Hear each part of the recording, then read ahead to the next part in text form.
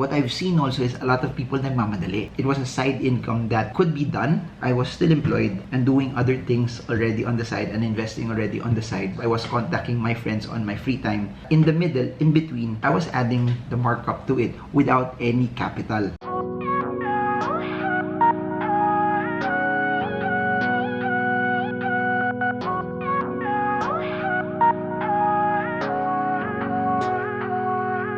Hey guys, so in this video, I want to share bits and pieces of side hustles, side sources of income that I was doing when I was also starting out. So please do note that I'm already 37 years old. I graduated college around 2005, took the board exam 2006. While I was working, while I was employed, my main goal, my main strategy was not just to focus on one source of income, one stream of income, which was my employment. Nothing wrong to be employed, nothing wrong if you're working, but if you have big dreams, you have goals that you've set for yourself, one of the best ways for you to do it, especially if you're young, is you build different streams of income. The knowledge that I have right now and the experiences that I had since I graduated from college changed the way I would analyze things. And when I started out, the things that I know now, hindi ko pala alam dati. I knew already at the start that I wouldn't be an employee forever. So I just want to balance this out also to a lot of people that when they watch videos like this, they read books on entrepreneurship, gusto na nila mag-resign kagad. You have to remember that every time you try to do something, you have to balance it off with wisdom.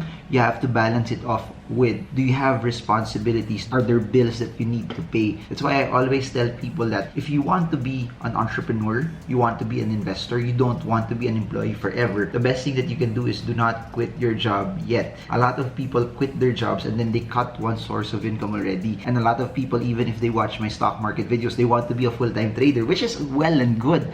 Pero do not destroy one source just to have one. Because if you are an employee, you have one source, one stream, then you have another one as an investment. And that's what the game is, multiple streams and multiple sources of income. So I was trying out different sources of income, different streams of income. Pero yung goal ko nun was not to get rich from it. My goal from that was not really to make money from it. Although that was a byproduct, although that was something that I wanted. Bakit siya magnenegosyo kung ayaw naman niya kumita ng pera? Parang that's very, very counterproductive. Just to give you also backstory, I've seen it from different relatives na nag-start sila ng negosyo na gagawin nila for the first time. Tapos naglagay sila ng capital. Tapos medyo malaki yung capital. Yung problem dun is if you start something that way, tapos malugi yung negosyo, you will lose a large amount of money. For you to be successful in your business, it's not just about capital, but it's also based on your competency. Saan ka ba talaga magaling? And then your experience. If all you have is capital, no skills and no experience, mawawala yung perang linagay mo. I try to open and try different things, small side hustles. Ngayon medyo glamoroso na. It's called a side hustle when before it was just a sideline or side source of income. And ako, I didn't really perceive it as a side hustle, but I just perceived it as a way for me to start something, find something that I know, find something that I think I can be good at. Or if I'm not good at it, or kung malugi man yun, at least alam ko na when I was younger, at least alam ko na when I was in my 20s, at least alam ko na before putting a large amount of money. So yun yung goal ko. There are some ventures kasi that people think are businesses but are not scalable, meaning for you to earn more, you need to multiply your time. Yung problem dun, your time is limited I wanted something that as it gets bigger, totoo, lalaki yung problema, pero it's something that I could somehow manage. My mentality also was, I wanted to learn. If it earns, bonus. If it doesn't earn, okay lang din naman. At least alam ko na at the start na it's not for me. Or if it does not earn, there's a learning there that, if I want to do this again, what are things that I can do to make it better? One of the questions also you need to formulate if you want to start your own venture is this something that you like to do? Is this something that 10, 11 p.m. na ng gabi, excited ka pa rin gawin? Na paggising mo the next day, you're excited to do it? Kasi here's the thing, if you start a business and habol nyo lang pera pero hindi nyo naman talaga gusto, tapos nag-resign kayo sa trabaho nyo, edi parang umalis lang kayo sa isang lugar na hindi nyo gusto para dagdagan ng sakit ng ulo na ikaw yung sarili mong boss pero hindi ka rin nag-i-enjoy. And money is not one of the greatest motivators because when things get hard, when people don't believe in you, when there's opposition, when no one's buying what you're selling, when it becomes tough, if your end goal is just to earn more, it will be easy to quit. But if what you're doing is something based on you think will benefit mankind, it's something that you're living for, it's part of your passion, it's part of your purpose, it's part of something that excites you every day, it's something that because you just love doing it, it doesn't feel like work. I'm not here telling you that if you do something that you love, business will be easy. No way. There will be times talaga na you put your heart and soul into it, tapos 9 months along the line, wala ka pang client. 9 months along the line, 10 piraso pa lang nabibenta mo. And that will happen. But if you like it, you will take it as a challenge to see, ano yung pwede kong gawin to innovate? Ano yung pwede kong gawin to shift? Ano yung pwede kong gawin to tweak? Ano yung pwede kong gawin to make it better? I'll try to make more videos and samples of what I tried, what I started, what I learned about it. But I want you to get the context of the why I did it. And if you're watching this and you're in your 20s, use that time, use that formative time to learn as much as you can, because that will be the foundation that will springboard you when you're in your 30s. And I've been seeing a lot of people start to invest in their teenage years. I've seen a lot of people who start doing businesses when they're below their 20s, which is well and good, which is amazing. It's amazing to see people who are younger start doing things. However, what I've seen also is a lot of people nagmamadali. Never rush things. The fastest way to get rich is to do it slow. The fastest way to get rich is to love the process. The fastest way to get rich is to build the right foundation na hindi ka nagmamadali kumita ng pera. Kasi kung nagmamadali ka kumita ng pera, you will take shortcuts. You won't be able to build a skill. You won't be able to build the competency. You won't be able to be good at it. Girlfriend ko na yung wife ko at that time. We saw an opportunity to be able to sell pastries during Christmas, and primarily banana breads or fruitcake. My wife knew someone that was providing those pastries to hotels. So from the get-go, for sure, the quality was very, very good already. You're very, very sure that people at a certain demographic like it. People think na, ano yung pwede kong simulan? You can always start with your network. Meaning, sino yung kilala mo, ano yung pwedeng opportunities mo dun sa kilala mo. I think 2010, it was very, very early on pa. Social media, at least in the Philippines, wasn't as strong yet. It would be easy now for me to sell it to followers, subscribers. Oh guys, I'm selling this new product. Ganun, but I didn't have that before eh.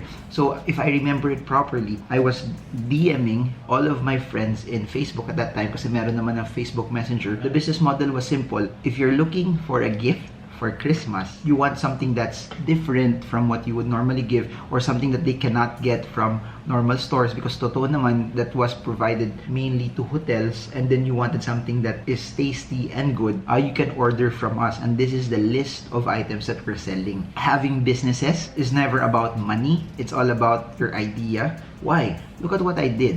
Way before Instagram was popular, I was already selling stuff, asking for pre-orders. Wala akong linabas na capital doon. All I needed was a product that I knew people would like. The best way for you to create a business is to provide so much value, and I knew that that product, because the quality was from a hotel, would give people value, and as they would give it to friends, the friends that would receive it would get tons of value off of it as well. You're solving a problem eh. Hindi nila alam ano bibigay nila, and you're offering it to them, you're delivering it pa to them. They will order mass amounts of pieces, and then they could send that to their friends already, and then tapos na yung problema nila, then masarap pa, then it's unique pa, then it's something that they have not given their friends for years. In the middle, in between, I was adding the markup to it without any capital. I think we started offering it around end of October to some parts of November, then December. It was a really good stream of income. Why? Because during the weekdays, we would take in the orders. Then we would meet and pick up the pastries at some point at the end of the week, and then we'd deliver everything during the weekend. So it was a side income that could be done. I was still employed and doing other things already on the side and investing already on the side. I was contacting my friends on my free time, either after work or at the time when I wasn't doing anything for where I was working. And then I would deliver and send stuff during the weekends also, during the time that I didn't have any employment work. Look at your network, see what they can offer. Look at your market, see if what you can have solves a problem, gives value. If what you are offering is something that they will also buy and they're willing to pay for. I wasn't scared to take a risk eh. Why? Because if you try to analyze it further, it's not as risky eh. Wala ka naman linabas na pera eh. All you had was your effort eh. If you don't have money, you don't have capital, you have effort and you have time eh. You out-hustle everyone. There were weeks that the earnings that we got from that were really, really good.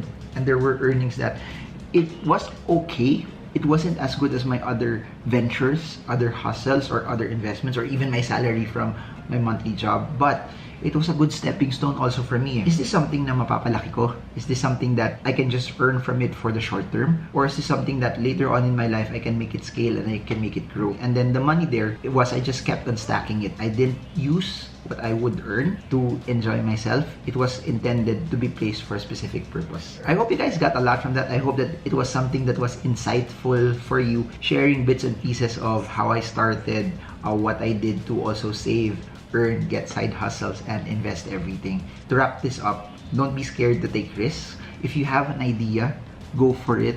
Calculate it that if malugi, walang bumili sa inyo, gano'ng kalaki mawawala sa inyo. Kung pagod lang, tsaka oras yung mawawala sa inyo, tapos wala ka naman din talagang gagawin. Instead of playing Mobile Legends, why not just use the time and the effort to help you grow closer and closer to your dreams of financial freedom? And I'll say this to everyone, that if you have grand dreams, you have to match it up with work. Kung inisip nyo, hindi ko alam ano gagawin ko eh. Sometimes the best thing that you can do is just start eh. Just do it. Just start. Just try in the prime of your years to do something. Just try in the prime of your years to be able to be better, bigger, and stronger. Because if you do that and you focus on that, sure ako eh, kung nagsimula ka ngayon 2021 na wala kang capital, pero meron kang idea, meron kang tapang ng loob, tapos you're gonna take risk. 5-7 years down the line, gagaling ka eh. And kung gagaling ka, for sure, ito dapat pala yung kailangan kong gawin. Ito na yung business na hindi ko gagawin naman. This is how I can innovate and tweak this. And that's where wealth is made. It's not shortcut. It's not get rich quick. But it's something you do over and over and over and over as a process. These are the boring types of videos, but it's real eh. And when I say that the fastest way to get rich is to do it slow, that's what's real to me. I may talk a lot about Bitcoin, I may talk a lot about the stock market, I may talk a lot about investing, I may talk a lot about that when you trade, buy, sell, you can do it in a span of a few minutes. But the best way to build the right foundation is to look at the long game, to build the skills and experience for it. Before I end, I just like to inform you guys, we just finished half of our Stock Smart's technical analysis. We had such a good response that I'm thinking of doing it once again, maybe April or May. If you guys are interested about that, I'm gonna put a link down below and then we're gonna push through and do it. Then for those who want to do fundamental analysis naman, I'm thinking of doing a classroom course probably around May also. So for those who want to attend fundamentals, I'll put the link below. Then lastly, survey for a real estate masterclass for those who want to be part of that, and the topics that you would want and the speakers that you want me to include in that masterclass. Link is down below also so that we can make a course for you connected to the needs that you want to grow in the real estate industry. And if you're new to this, appreciate it if you could subscribe and smash the bell if you want to learn more about the stock market, investing, cryptocurrencies, entrepreneurship, personal finance, growing in the knowledge of finances, and more, heading towards financial freedom. This is Marvin Germo. I hope this video helps you trade well, trade strong, trade smart. See you all again soon, guys, and God bless you all.